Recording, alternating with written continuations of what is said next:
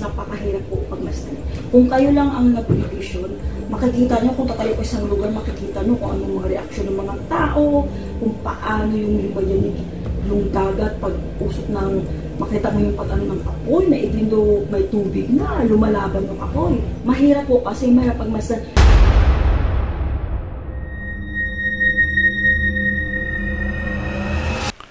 Hello po mga Kapi-TV, sa video na ito ay tatalakayin natin ang nagkakadurog pagmasdan ng vision na magaganap sa Metro Manila.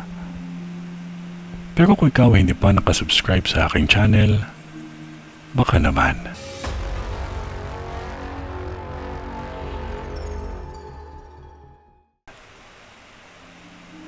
Isang aksidente ito na mag-ina.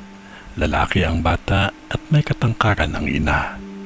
Sa vision ko na aksidente ito sa train station. Kung maagapan ng bata, ito ay mabubuhay pa. Ngunit nakakalungkot pagmasdan ng isang aksidente dahil ang babae ay nasa ilalim ng sasakyan. Nakalabas lang ang kanyang kalahating katawan, pero kasama din ang kanyang anak. Pero buhay ito. Naaksidente din sa kalsada ang mangyayari pa lamang. Sa nakikita ko sa vision ko ay maganda ang babae. Nakadamit ito ng may pagka-dark ang kulay. Maganda ang kanyang pangangatawan. At sa vision ko mayaman ito. Nakikita ko ang pag-iyak ng kanyang anak na lalaki habang pinagmamasdan ng kanyang ina na nakahandusay na wala ng buhay.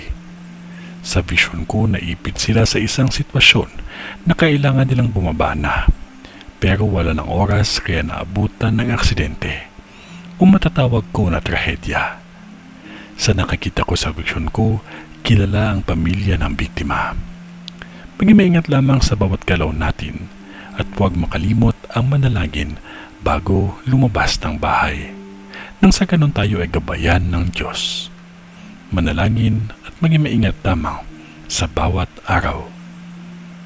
Ito ay ang vision ni Madam sa Metro Manila.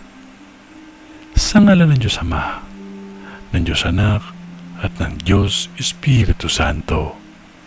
Amen.